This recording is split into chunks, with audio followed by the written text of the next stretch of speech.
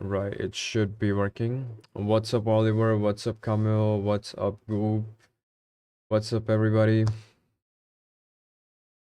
Before I start, yeah, shorts are printing. Shorts are printing like crazy. Another short that I took personally was like just around the breakdown right here. There's something that I like post on Twitter as well, and something that I post in the announcement section as well. This is sort of a setup that I'm gonna explain today and how I ended up with like formulating and marking out this specific chart. If you go to my Twitter, I have posted this chart like what, I think like a week or 10 days ago, maybe 12, 14 days ago. It's a chart that I've posted, and we were expecting this level to be just completely manipulation and soon to follow up with an expansion that we are following up at the moment. But if you take a look at these lows, we have taken a very crucial liquidity right here while holding this low. So it's likely that we get a pretty nice pump around here. So a long that I'm looking for right now, I'm just going to talk about it real quick, is a sort of a long setup, ignoring all of the shorts that we have. It's going to be a sort of a long that we can just basically take around here. And that could go for possibly like a 1 hour or something similar to that. It could run for much higher if we reclaim back into this value area low, which would honestly look like if we like just come back to this value area low. And the value area low that I have marked here is just about this range. So it stops around here, as you can see, because that is the value of this entire range. So I have not included the deviation itself that's been in the range. But honestly, I should try marking it out because the prices are back into the range level. Let me just like extend the value area low right around here. Nice. So the value area low and the value area high are very, very different to what we were watching. And one thing that's like very observant right here is the is actually the low volume nodes. As you can see that there is a very nice niche low volume node that we can see. So what this level will do, whenever price comes around this level, it's just gonna flip that as to whatever direction we're going for. So if we are, oh, and most of the time they like just get used for like rotational purposes, like just teleporting to the other side. That means like if prices come to the low of this, it's just gonna instantly pump to the high of this. So that's how like low volume nodes act. So it's like a pocket, like an air gap. So if price comes into that air gap, it doesn't have any sort of resistance if it's like going up, and if it's like coming down, it doesn't have any sort of support, and it just like sort of just swoops, like travels and teleports to the other side of that gap. So that's sort of an air gap in volume itself, which we also refer to as the void. So that's something that you can take notice of. And once the void is like sort of filled, it usually acts as a pivotal support once it like gets flipped over. So that's something that we could like take advantage of while knowing that there is some sort of imbalance that exists right around here. Now that we know that the value area low and the value area high are pretty much shifted because the prices are back to where we started. And we started like what, February of this year. It's been what, like almost four months from February. So that's like, that is a lot of time actually. And taking a look at this, the value area low is a bit lower. So what's likely going to happen is the moment we get back into the value area low and we start ramping some sort of momentum, preferably bullish momentum, we're just gonna like sort of escape and rotate all the way back to this void level right around here. So that's something that we are most likely going to do. So that is the reason why I'm actually looking for a long around here. And whenever like we get the momentum, I'm gonna just extend that long to this singular void that we have in the structure.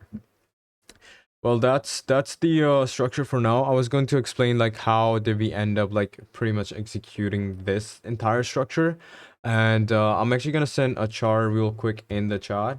Now, it's something that I have like actually discussed about multiple times in the last public streams that we've done. Um, Let me just send that in the chat real quick, guys. Give me a second.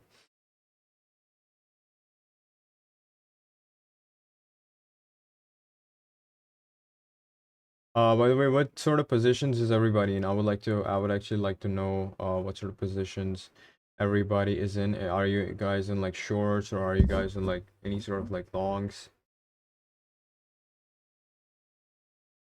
I'm gonna actually create a poll real quick so I am able to know what sort of positions everybody's in. Long, short, or sideline. The usual answer.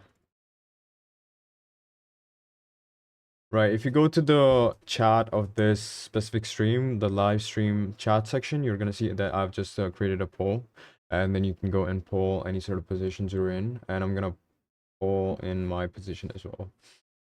Nice. So like about 54%, 50% of the people are in shorts at the moment. I'm actually in shorts as well, but the two shorts that I'm running right now is partially this one because a lot of this was TP'd around here and a very small position around this low right here. These are my two shorts, my two personal positions, and the one that I'm looking for at the moment is sort of a retracement back from this level to probably this POC at least.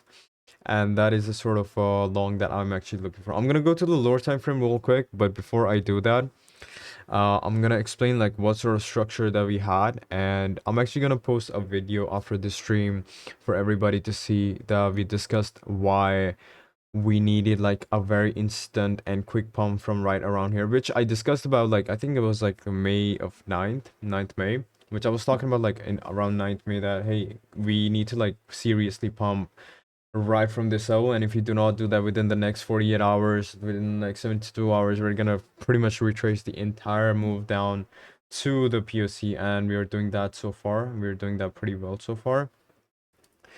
And let me just like clean out the chart real quick. Apparently 53% of the people, like 9 people in the chat, are pretty much short. Some are long, and the rest are sideline. For the people that are in longs, what sort of entry and setups do you have? Can you share a chart in the chat, like so I know like what sort of like entry you have? Are you stuck in a long from here, or you're probably long from here? So any sort of positions you guys are in, just share a chart in the chat, and I'd be able to like have a better analysis of it. Gold analysis please. I'm gonna do a gold analysis after I'm done with BDC, so don't worry about it.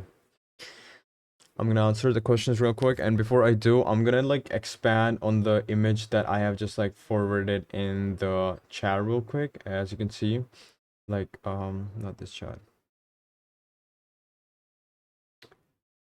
Let me just like let me see if I can like copy this image and then probably paste it over here.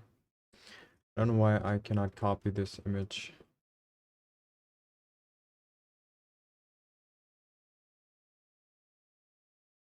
Not sure why I cannot copy this image.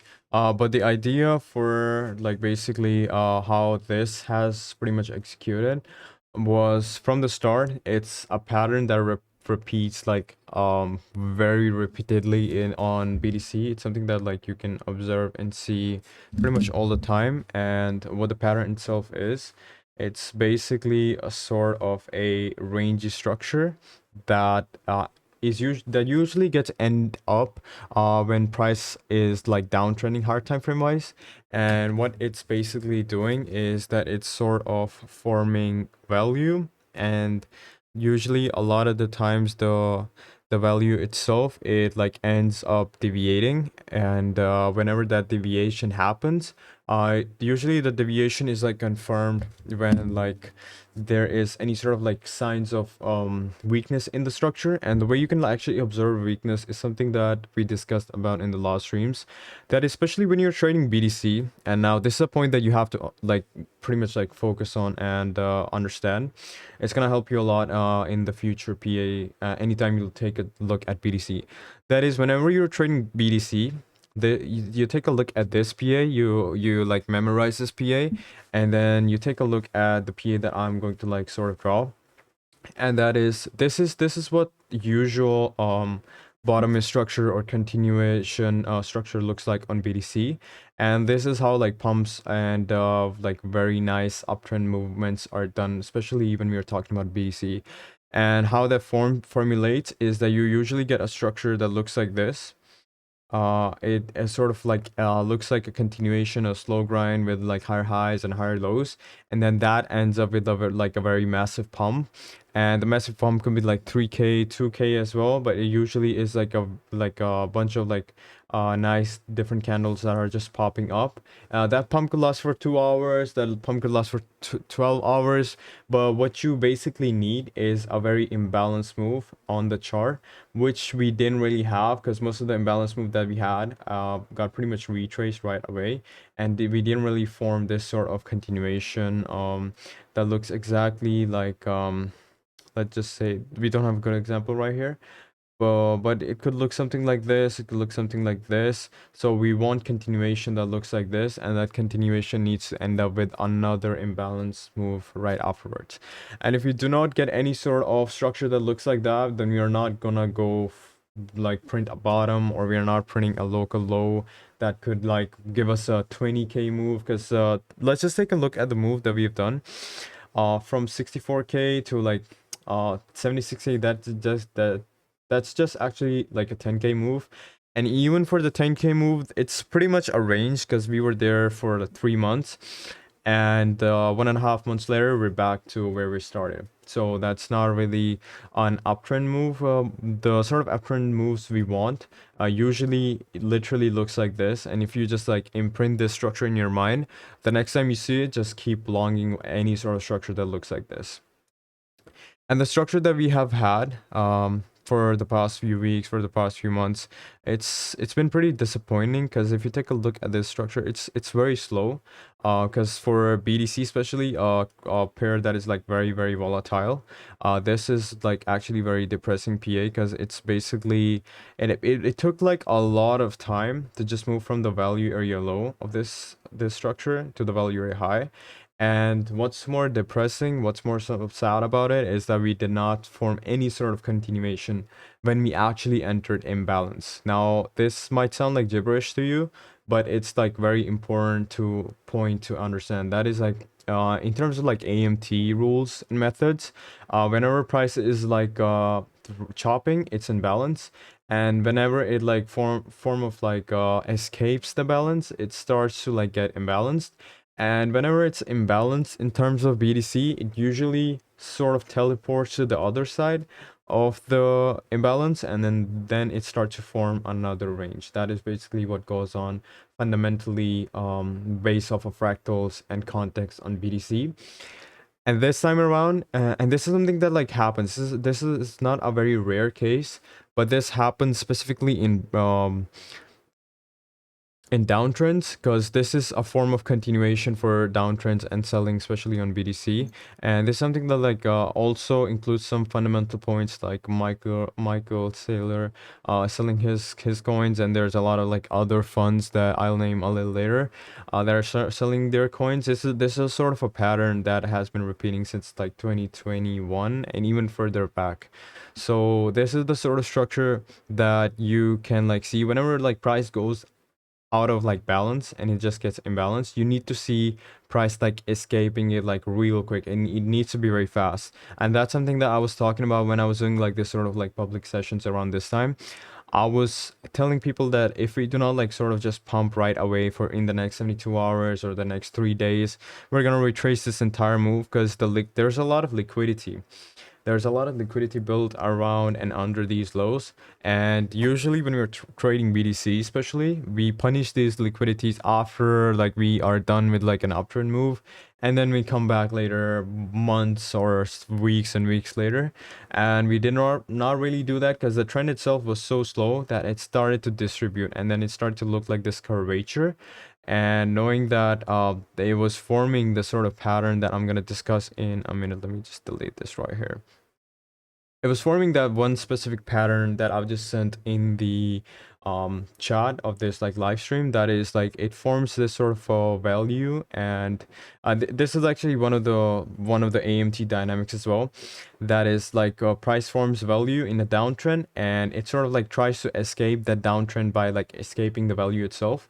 But that value itself has to contain momentum, and that momentum will look something like this. So it needs like a very sharp incline in that momentum to break through that downtrend and completely invalidate the downtrend. And whenever that sort of pump happens, and that's something that I like clearly talked about. If there's people that joined this session like I think around 9 or 10 or May at the start of the May, I was doing some sessions. If people were still around, I was talking about this.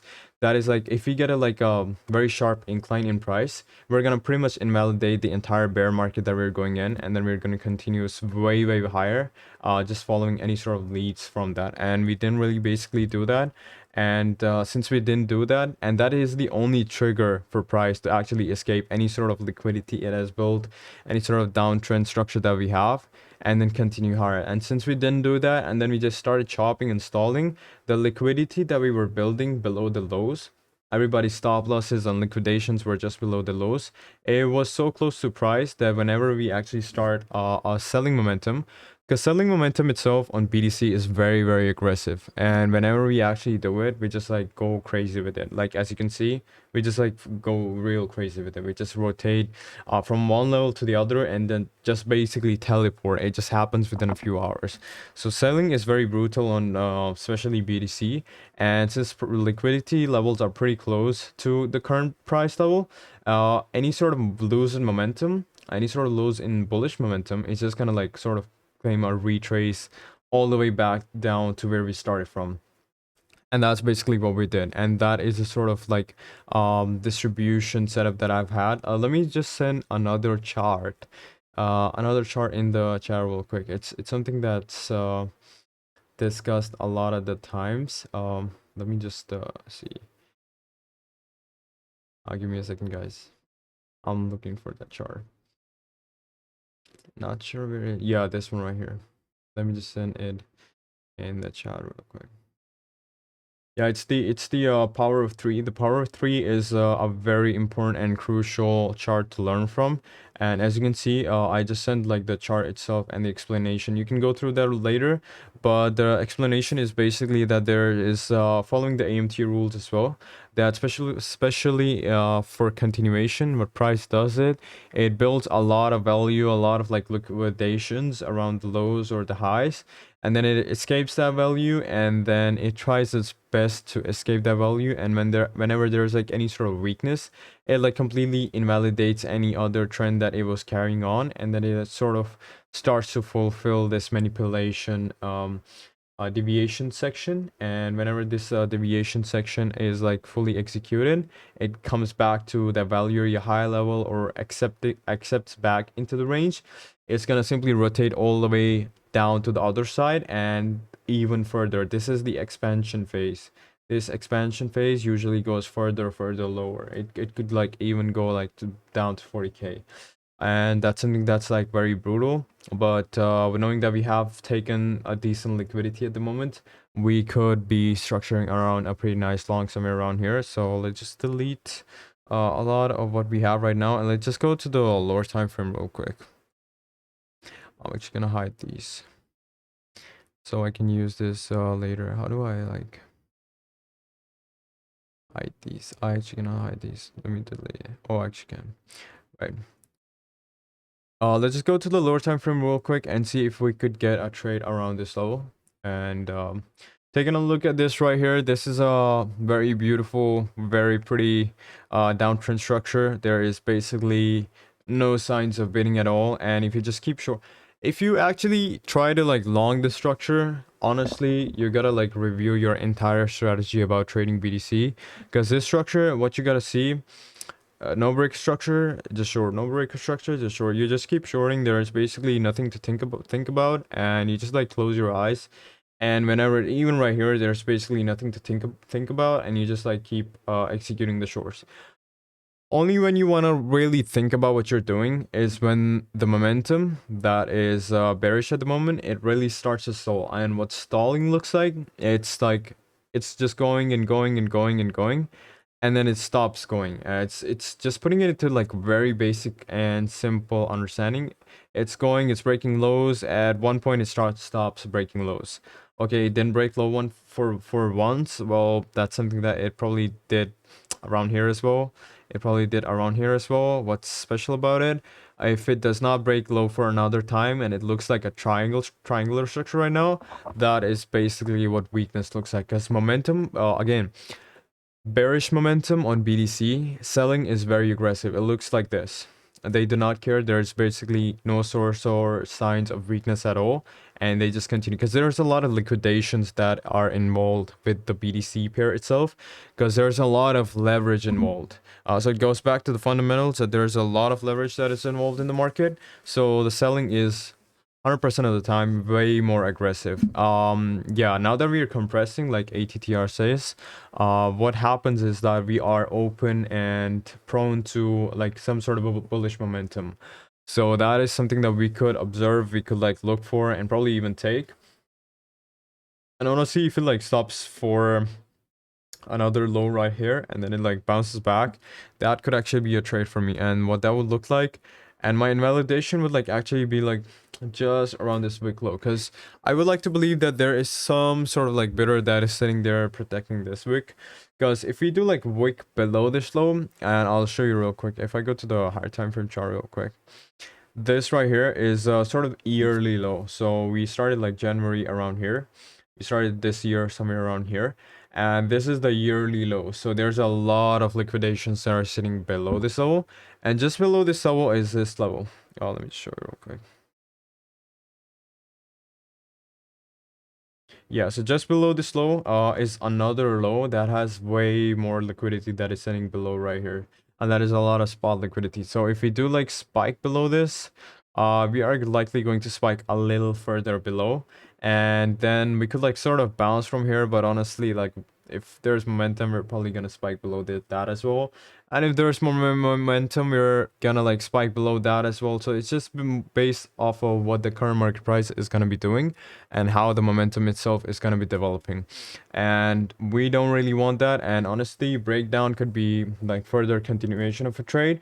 And going back to the lower time frame, that's why we have a very crucial and a pivotal low that we could rely on at the moment. And lower time frame wise, I do see a lot of weakness, so I would not be surprised that we like sort of form the structure, and from the structure we could like bounce back a little to around this pivot. And why exactly this pivot, let me just like zoom out real quick, go to lower time frame real quick. We have like hourly FEG, I think.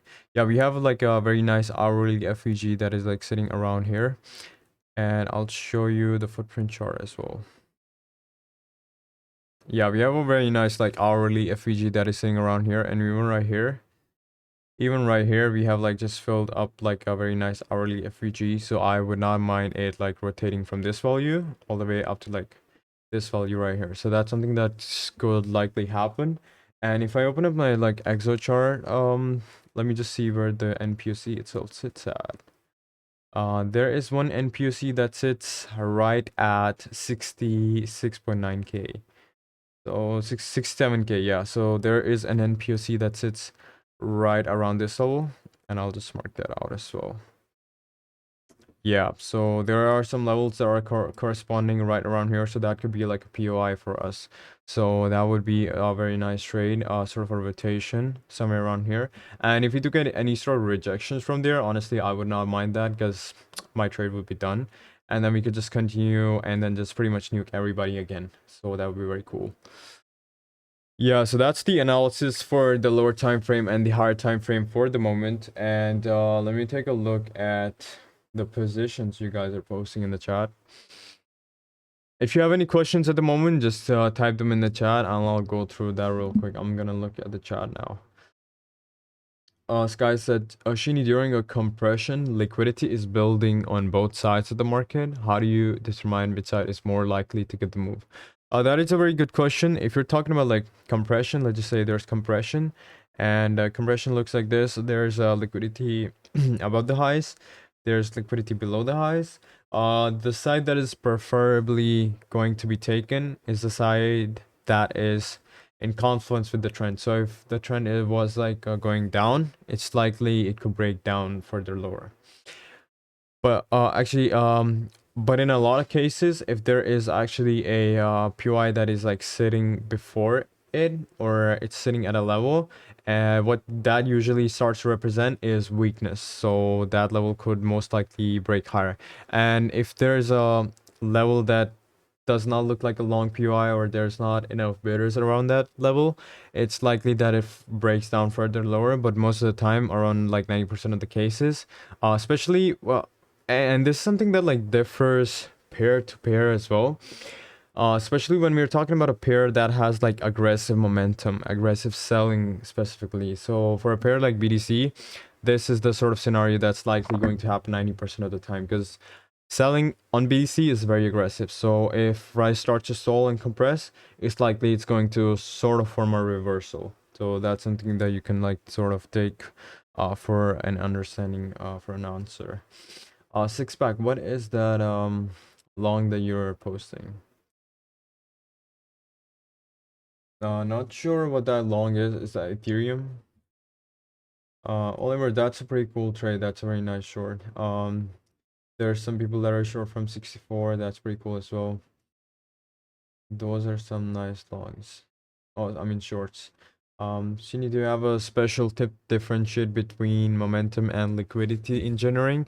Actually, I just explained that real quick. And if you take a look at this, let me just go to the higher time frame. Let me just zoom on real quick. This right here is sort of liquidity engineering, because again, I told you like momentum itself on BDC is very aggressive. Momentum is very aggressive on BDC. That is something you have to understand. So momentum on BDC will look like this: incline, impulse, incline, and then impulse. So it's just like two phases for momentum. But this one right here, it looks like a linear movement up, and the higher lows are very close to each other. And as you can see, the higher lows are like not further apart from the last higher low. And what that does is that builds a lot of liquidity just below these lows. So that is like liquidity engineering right here. Oh, that's like the ETH long. Honestly, if you do reclaim, I would not mind an ETH long, but I don't really like ETH, because who actually likes ETH here?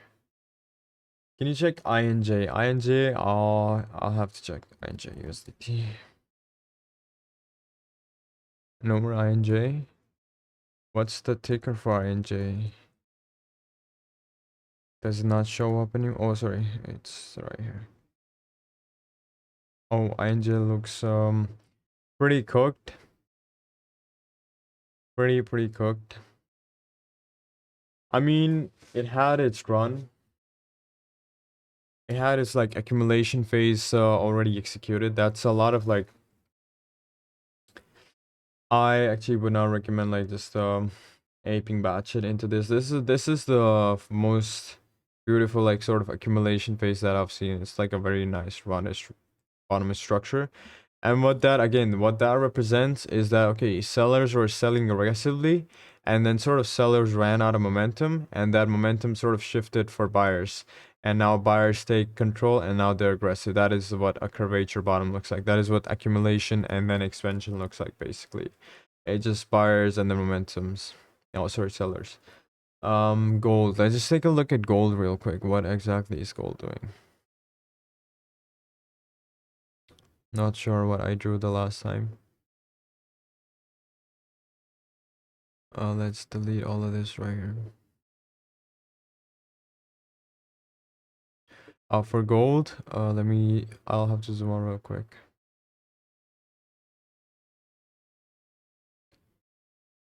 Gold itself is also pretty much chopping down. Something that I think I talked about a while ago. I actually do still have sessions like from January and February. I'll go back and look for those recordings. I told everybody that this is literally gonna be the top, because like everybody was so in disbelief, and there were actual signs of the prices like actually topping out. And the reason for that was because there were literally people sitting outside, waiting outside like gold stores to just stack on gold. And they could have done that here, they could have done that here, but it became like mainstream. So that's something that like sort of just ended up as a top signal for pretty much everybody. And we talked about how like gold is just gonna like top out around here, and we are actually just seeing a continuation of that. And if I go to the lower time frame again, lower time frame wise, we have a pretty nice structure right around here, but we have like held this low, and we have held this low as well. Yeah. You could see a sort of a bounce around from here, and then I would honestly love to see a rotation back around here, and probably would take a look at like NAS as well for executing something on gold. But if you're, I would honestly like suggest just taking scalps on it for the moment. We'll get like a pretty nice and clear structure next week, like Monday.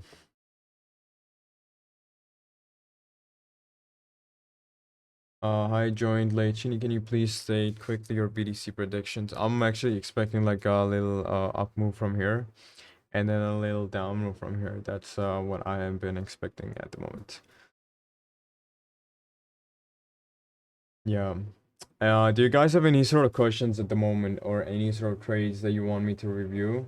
And is there any sort of changing in the position that you're probably gonna take in the next few hours? Position, wait. Position to take long here, short here. Honest. Okay, I'm just gonna create a poll real quick so everybody can just vote. Zonzi said, would you short Soul if it gives retest around 75? I'll have to see Soul. Um, 75. Let me go to the lower time frame.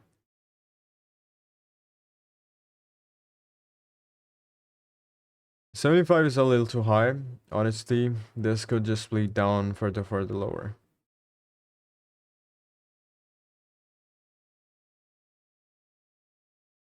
But it is stalling. It's not like it's not stalling. It's actually stalling at the moment, just like is BDC.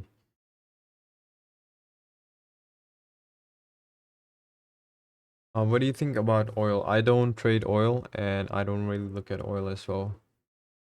Do you have a tip to know when the market is ready to break a range down or up? Because these internal rotations in a range are so tiresome and shake us out. Honestly, I do, and it's not even that complicating. It's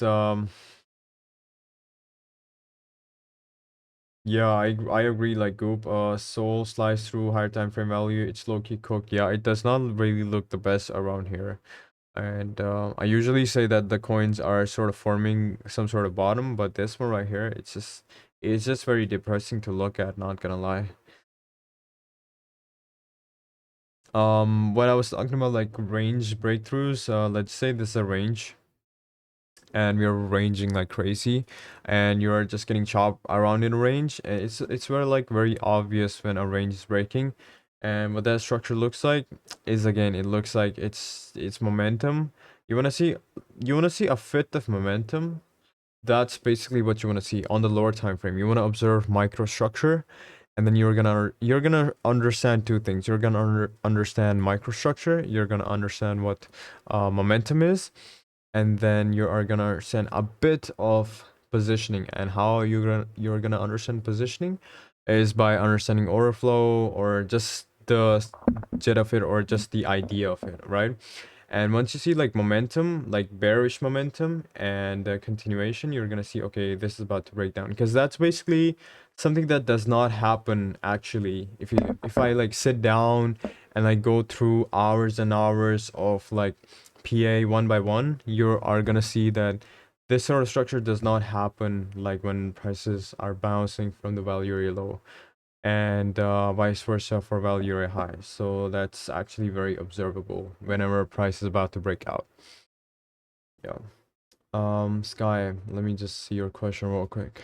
Sky said, you're using the spot composite on the chart, but when you use the same composite on the perp, the POC and value area are different. Which composite values do you use for your main trading? The perp composite or the spot composite? Actually, the spot composite is pretty cool, but if you just stick to one exchange as well, it's gonna be fine as well. But if you're gonna go for the composite, spot composite is pretty nice. If you're gonna be trading spot and gonna be making overall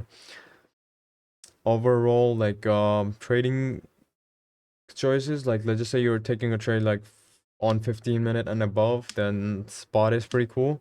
But if you're like lower time frame trading, like 5 minute, 1 minute, then perp is gonna be pretty cool.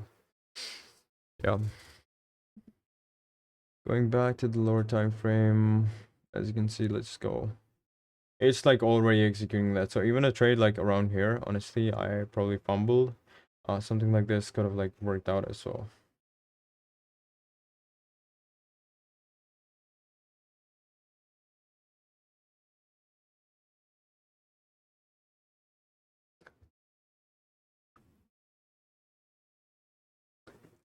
Any questions at the moment, guys?